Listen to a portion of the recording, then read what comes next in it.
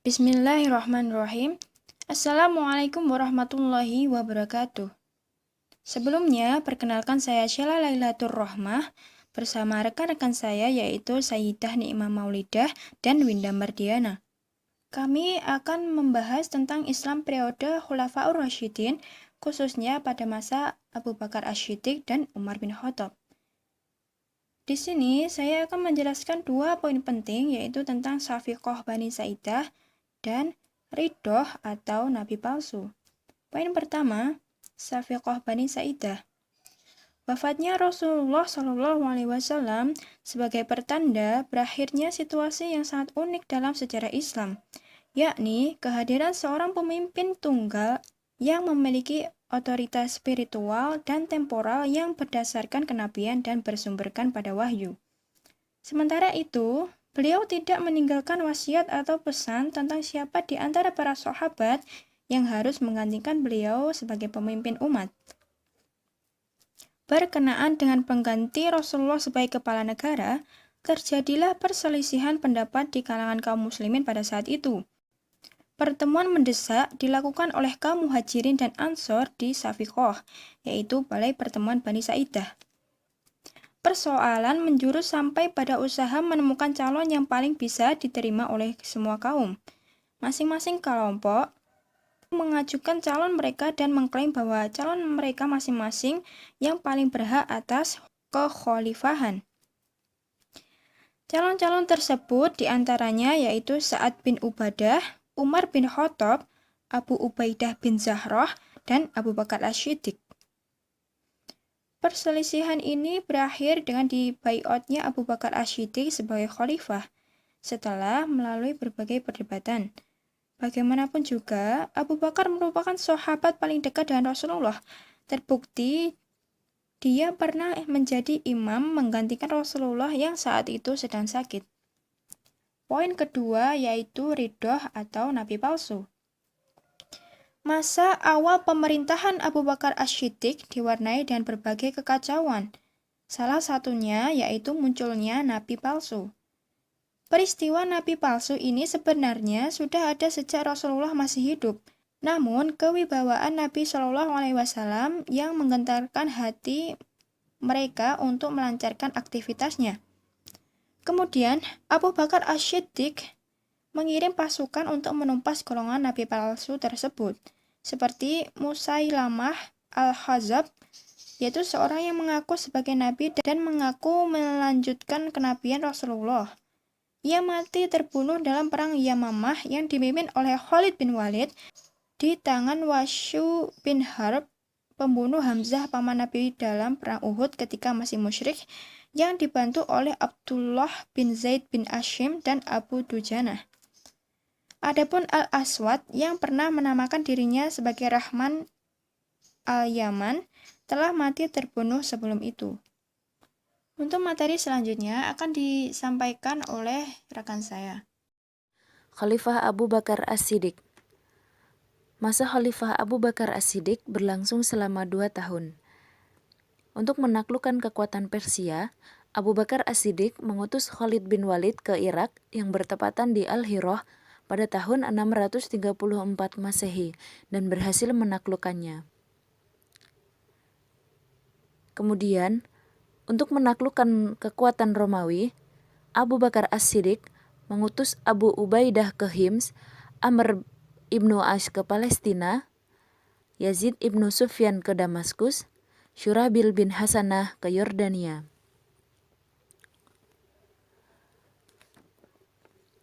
Pada masa Khalifah Abu Bakar As-Siddiq, banyak suku Arab yang tidak mau tunduk kepada pemerintah Madinah.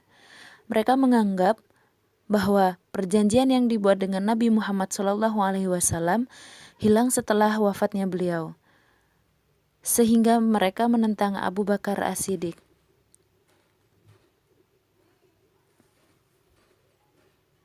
Pada masa pemerintahannya, Abu Bakar As-Siddiq menjabat sebagai seorang kepala negara sekaligus sebagai panglima tertinggi angkatan bersenjata. Abu Bakar As-Siddiq juga berhasil membentuk sistem sosial politik yang sesuai dengan ajaran Islam yang dibawa oleh Nabi Muhammad SAW. Hal ini dikarenakan keterbukaannya terhadap para sahabat untuk memberikan pandangan sebelum pengambilan keputusan. Khalifah Umar bin Khattab. Masa kekhalifahan Umar bin Khattab berlangsung selama 10 tahun, yaitu dari tahun 13 Hijriah sampai 23 Hijriah atau tahun 634 Masehi sampai 644 Masehi. Wilayah-wilayah yang menjadi kekuasaan Islam diantaranya yaitu Jazirah Arab, Palestina, Syria, sebagian wilayah Persia, dan sebagian wilayah Mesir. Kota-kota yang berhasil ditaklukkan diantaranya 1. Damaskus, ibu kota Syria, tahun 635 Masehi. 2. Seluruh daerah Syria, tahun 636 Masehi. 3. Iskandaria, Mesir, dipimpin oleh Amr bin As tahun 641 Masehi. 4. Hiroh, Irak, dipimpin oleh Sa'ad ibnu Abi Waqqas tahun 637 Masehi. 5. Mosul tahun 641 Masehi. Sistem pemerintahan pada Khalifah Umar bin Khattab. Umar bin Khattab membangun sistem administrasi baru untuk daerah-daerah yang baru ditaklukkan pada tahun 20 Hijriah.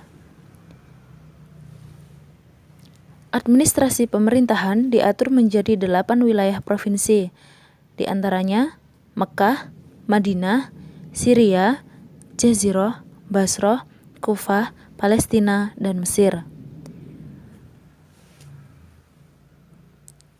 Umar bin Khattab membagi negeri menjadi unit-unit administratif, yaitu seperti provinsi, distrik, dan subbagian distrik. Di setiap provinsi terdapat pejabat-pejabat negara seperti wali atau gubernur, katib atau sekretaris kepala, katib adiwan atau sekretaris kepala dari kesekretariatan tentara, Sohibul Khuraj atau pejabat pajak, Sohibul Ahdat atau pejabat kepolisian, Sohibul Baitul Mal atau pejabat keuangan, dan Qodi atau kepala jawatan keagamaan dan hakim. Khalifah Umar bin Khattab juga memulai proses kodifikasi hukum Islam, menyelenggarakan sensus di seluruh wilayah kekuasaan Islam, dan membentuk komite yang bertugas untuk mengadakan pemeriksaan terhadap pejabat-pejabat negara. Selanjutnya yaitu harta ghanimah atau harta rampasan perang. Yang pertama, pada masa Abu Bakar. Pembagian harta ghanimah pada masa Abu Bakar sama dengan pembagian pada masa Nabi, yaitu membagi sama rata hasil rampasan perang. Dalam hal ini, Abu Bakar berbeda pendapat dengan Umar bin Khattab yang menginginkan pembagian dilakukan berdasarkan jasa tiap-tiap sahabat. Alasan yang dikemukakan Abu Bakar adalah semua perjuangan yang dilakukan atas nama Islam akan mendapat balasan dari Allah Subhanahu wa taala di akhirat nanti. Karena itu, biarlah di dunia mereka mendapat bagian yang sama.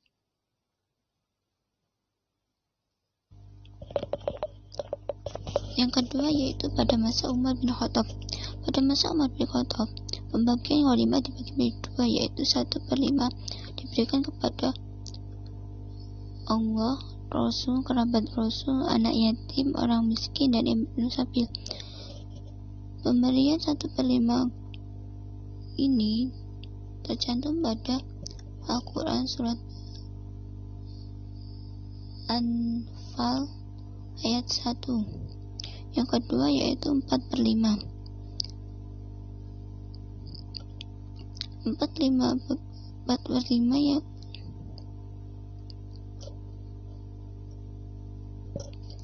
4/5 bagian ini diberikan kepada tentara yang ikut berperang.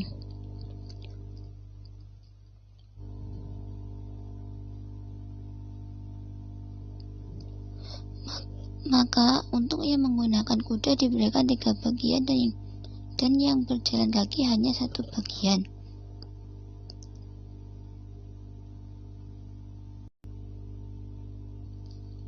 Selanjutnya yaitu sistem pertanahan. Yang pertama, pada masa Abu Bakar. Pada masa Abu Bakar, tanah hasil peperangan dibagikan ke kaum muslimin. Yang kedua yaitu pada masa Umar bin Khattab. Pada masa Umar bin Khattab, wilayah yang ditundukkan oleh pemerintahan Islam melalui jalur perang, dan ada pula wilayah yang ditundukkan dengan jalur damai. Tanah yang berasal dari jalur peperangan disebut dengan tanah unwah. Sementara itu, tanah yang berasal dari jalur damai disebut dengan tanah sawat.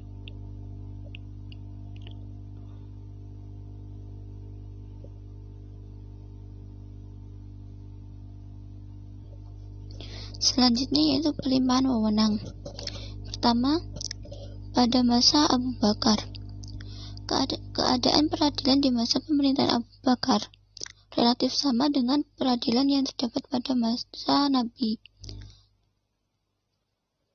Hal ini disebabkan karena kesibukannya memerangi sebagian kaum muslimin yang murtad dan kaum pembangkang yang tidak menunaikan zakat.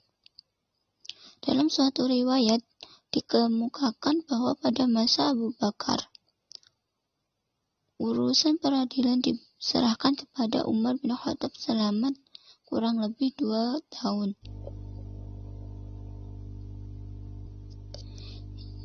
Yang kedua yaitu pada masa Khalifah Umar bin Khattab. Pada masa pemerintah Khalifah Umar bin Khattab telah diadakan pemisahan tugas antara kekuasaan pemerintahan dan kekuasaan peradilan. Pengangkatan qadhi. Pada masa Khalifah Umar bin Khattab, karena luasnya wilayah Islam, beliau mengangkat qadhi untuk meringankan tugas-tugas beliau.